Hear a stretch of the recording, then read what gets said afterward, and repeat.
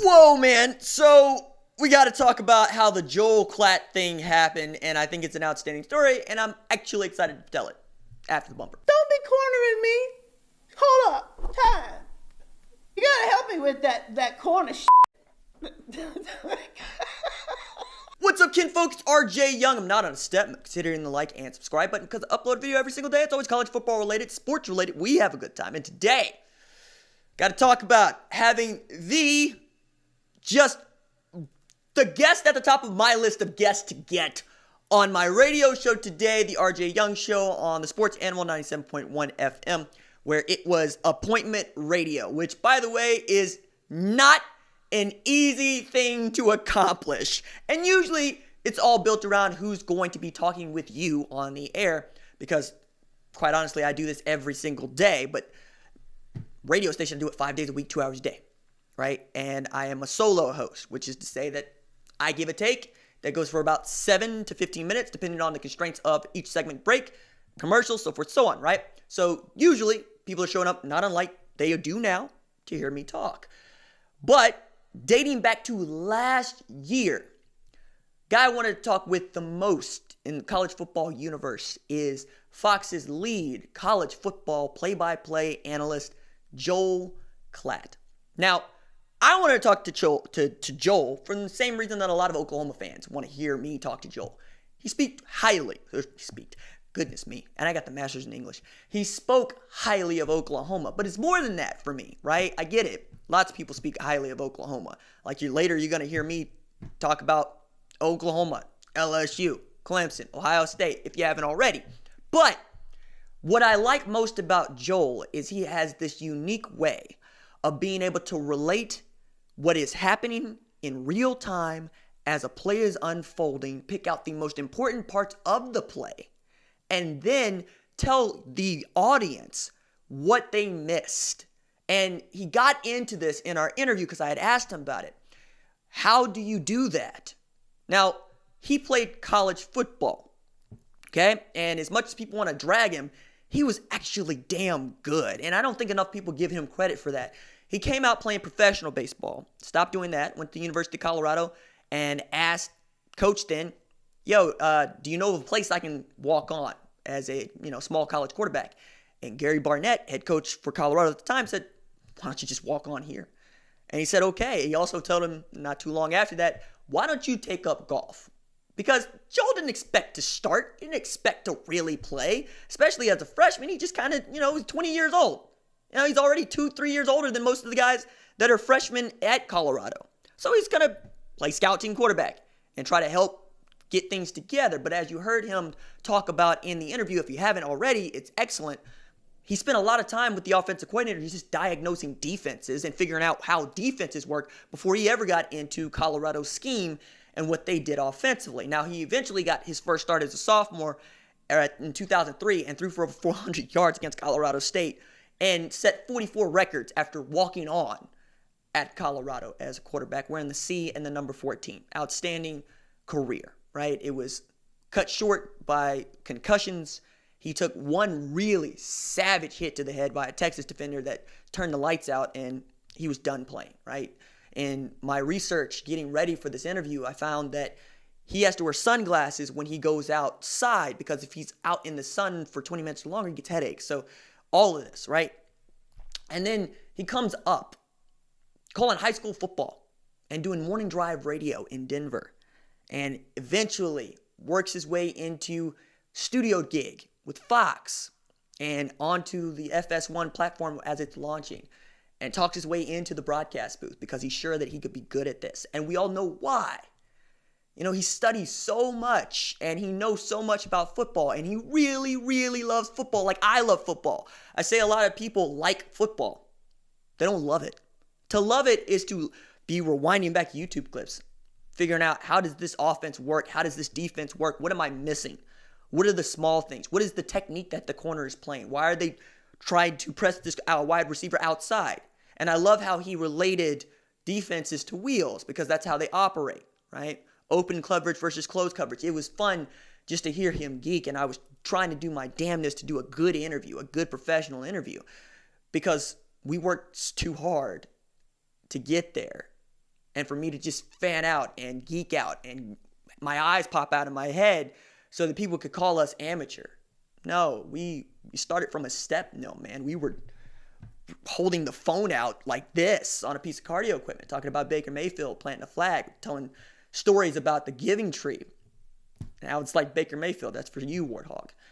There are people that have been watching this channel for the last 2017, 2018, 2019, 3+ years, dating back to September 2017 when we got started. And they have invested their time into hearing what I have to say. And they have carried it and they've shared it with other people. And that will always mean the world to me. I've had several outstanding opportunities because of this channel and this community. You clicking a thumbnail with my face on it to hear me talk to you, do the talking head thing, as they say. And I get it. You know, some people call it a Stephen A thing where I just get over emotional and I talk too much. Some people call it the Scott Van Pelt thing when I do the monologues, which I really love to do because I'm a writer. That's what I wanted to do. That's how I got started. I still have in my email, I have an email from Dan Fierman, who was the editor-in-chief, the editorial director at Grantland when it got started, where I had written handwritten notes to Bill Simmons begging for a job just out of grad school. I have 2 signed copies of the book of basketball in my possession in my living room. I have the poster that came with the hardback of the book of basketball above my living room TV. Because Bill was one of the people that I really looked to how to do this in the internet. When there's, Barry Trammell's been a sports columnist at the Oklahoman for decades. It's not leaving that job. Gina Carlson's had that job for like 20 years. And she's really good at it. They're both really good at it. Like Joe Posnanski at Kansas City Star, Jason Whitlock at the Kansas City Star, Mike Royko. I used to go find his columns all the time. Ralph Wiley. Stephen A. Smith came up writing for the Philly Inquirer about Drexel. Like sports media is in my blood, and I've loved it for so long, and I know so much about all these people and their come-ups. I really take pride in knowing all of this and understanding what has come before me and what I hope will come after me. And this platform exists, and I can do what one of my heroes, Ryan Russillo, would say about anybody that is my age and my ilk, as much as he will talk down to some of us. You can badger somebody. You can really let them know that you really, really, really want them on your show, and you really, really, really would be overjoyed to have them on your show. And they can tell you no. As a matter of fact, Robert Downey Jr., just kind of famous for telling people no to their indie movies because he didn't want to do it, especially as that dude had been to prison, comes back, he's Iron Man, he's living his best life. No, he doesn't want to do your B movie. Okay, cool. But one of my friends would tell you, never meet a stranger, ever. Okay? The other advice that I have built my life on is nothing beats a trial but a failure. And the worst anybody can ever say to you is no. I've been told no a lot. I don't like it any more than you do. But the only way that you're going to get anywhere is to be told no. I wrote a book. It's called Let It Bang. It is the first book I've ever had published by a major publisher. Like, they paid me a sizable advance to write this book, and it took a very large chunk of me, and it still does. And it is meaningful. And whenever someone reads it and tells me about it, it will always mean something to me. But this channel is me. This channel is birthed from me. This is all of me. This is not an editor. This is not a producer. I edit, I produce, I cut, I hustle guests, I come up with topics that I think you want to hear about, and that I can see how it's being taken in by you. And that's why I'm in the comments with the fist pound to let you know I read your comment, or the K to let you know, like, I don't agree with that comment. I've really tried to be this channel, and I think that's another thing that people are really responding to. But with Klatt, it started last year, man. I sent him a tweet, and I said, hey, please come on my show. we all love you, and I would love the opportunity to just talk to you. I understand his platform. I understand national broadcast. I know what that would be doing for me, but I needed to be prepared. I needed to have my stuff together when this happens, because there are 30,000 people subscribed to this channel. Not everybody watches it, but you get the number there. There's many more that are not subscribed who watch this channel, and I owe it to you to be prepared. And then, he said we were going to get it done last year, or he's going to work on it. Didn't happen. Then later on, like a couple days ago, I saw a tweet where somebody had said that Joel Klatt hates OU football. He doesn't. He picked Texas this year. He was wrong. It happens, right? But I responded to the tweet and I said, no. Would you come on my show though? And no response, but hundreds of you, literally hundreds of you were in the thread talking about, hey man, we just want to see you and RJ together. Like, we don't care what you talk about, but we love him. We love you. We'd love to see you guys do a thing. And I'm like, yeah, because I want to talk X's and O's with the man. I also want to talk about him because he's wildly fascinating. He's a scratch golfer. You know how hard that is to do? Just if you had all the money in the world and you had time, it's still one of the hardest things in the world to accomplish. And he's played professional baseball. He's a scratch golfer. And he's the best college football analyst in the world. Hello. I told him he's my Keith Jackson. Because for a lot of people, Keith Jackson was the best college football analyst in the world.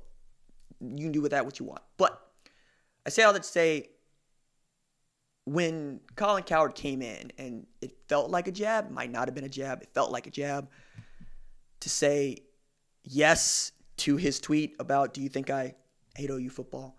And then, would you come on my show? I thought, why? Okay. And then, he said, lol, anytime. And I said, ouch. And I wanted to let you know, like, I saw that and it did something. I was like, yo. And then the next day, an amazing thing happened.